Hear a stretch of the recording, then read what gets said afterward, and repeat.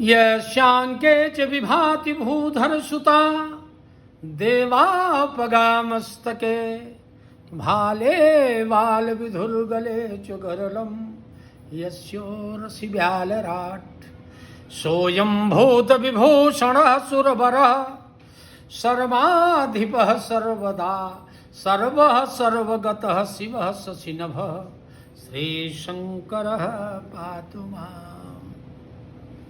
आज श्रावण मास का प्रथम सोमवार दिवस है जो भोलेनाथ को अत्यधिक प्रिय है। आज भोलेनाथ की पूजा आराधना भक्ति सभी भक्तजन गण किए होंगे और भोलेनाथ की पूजा सरल सरस और निर्मल है। मैं आज वो कथा आपको बताऊंगा जिस कथा में भगवान भोलेनाथ भगवान शिव को देवाधिदेव कहा गया है। धन्य है वह प्रभु, उनके सर पर जो जटाजूट है वह माया का साक्षात रूप है। जब गंगा अपने प्रबल वेग से भूमंडल की तरफ भगीरथ की असीम अनुकंपा से चली तो लगा कि संपूर्ण मृतलोक ही पाताल लोक में समाहित हो जाएगा। तो भोलेनाथ ने अपनी जटा में गंगा को समाहित किया, अर्थात माया में वह गंगा उलझ गई और उसकी एक धार जब जहां गिरी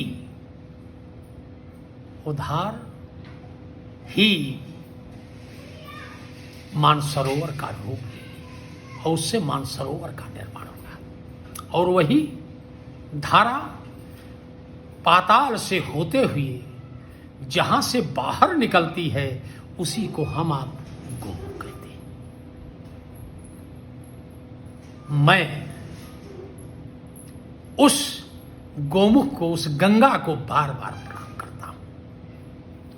देवी सुरेश्वरी भगवती गंगे निर्मल हारिणी तरल तरंगे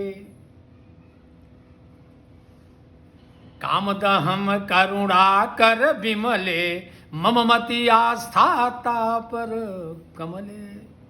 श्री गंगा देव्यै नमः। मस्तक पर गंगा विराजमान है जहां से निर्मलता और पवित्रता प्रस्फुटित होती है। भोलेनाथ का वह केश वह जटाजूट माया का स्वरूप है और वक्षस्थल पर राम है। वक्षस्थल में राम बसते हैं, वक्षस्थल में राम का स्वरूप है और भोलेनाथ के पास दो भुजाएं हैं। एक भुजा हनुमान के रूप में है जो पुरुषार्थ को परिलक्षित करती है और दूसरी भुजा बाबा गोरखनाथ के रूप में है जो इस पृथ्वी पर भक्त के कल्याण के लिए उन्होंने अवतार लिया था। और कंठे जस्य विराजते ही गरलम, कंठ में गरल विराजमान है। विश्व कंठे जस्य विराजते ही गरलम,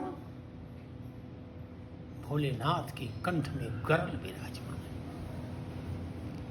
और वामांग के कटि तटे और बाएं अंग में वह साक्षात शक्ति विराजमान है जिसको हम आप मां दुर्गा कहते हैं।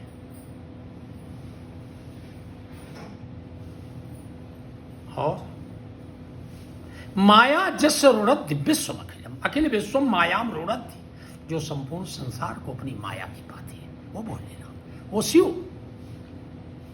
और वक्षस्थल पर व्याघ्र चर्म चर्मांबरम, जो परिधान पट परिधान है वो व्याघ्र का है जो शक्ति का पुरुषार्थ का स्वरूप है। और जिस आसन पर वो प्रभु वो हमारा शिव बैठता है वह आसन सिंह का होता है। अर्थात प्रभु का जो तेज है, सिंहम सिंह जैसा। और वह प्रभु जिसके हृदय में राम हो, भुजाओं में बाबा गोरखनाथ और हनुमान हो, और जिनके उदर भाग में व्याघ्र हो, और जिनका उदर भाग्य वक्षस्थल व्याघ्र के सदृश हो, और जिनका आसन स्वयं सिंह। ऐसा प्रभु जम्बूवत जलबिंदुवत जलजवत जम्बालवत जानवत, यही संसार को बांधने का उनका रूप है। अर्थात संसार की सारी शक्तियां जिसमें समाहित है वही शिव है, और उस शिव की हम आराधना करते हैं। इतना ही नहीं, उनका भस्म क्या है जिसमें मणियां विराजमान है, जिसमें स्वयं कुबेर बसता है। किसी